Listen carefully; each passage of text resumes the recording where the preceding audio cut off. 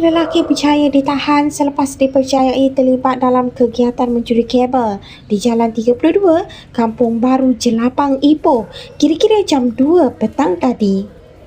Menurut maklumat awal, pihak berkaitan menerima panggilan daripada penduduk yang memaklumkan kejadian mencurigakan melibatkan seorang individu di lokasi berkenaan. Susulan itu, sepasukan anggota segera dikerahkan ke tempat kejadian bagi membuat pemeriksaan lanjut.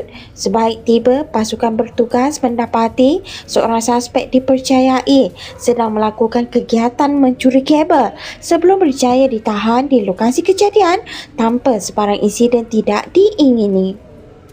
Suspek kemudiannya diserahkan kepada pihak berkuasa untuk tindakan lanjut. Siasatan berhubung kes berkenaan kini sedang dijalankan bagi mengenal pasti sama ada wujud penglibatan individu lain.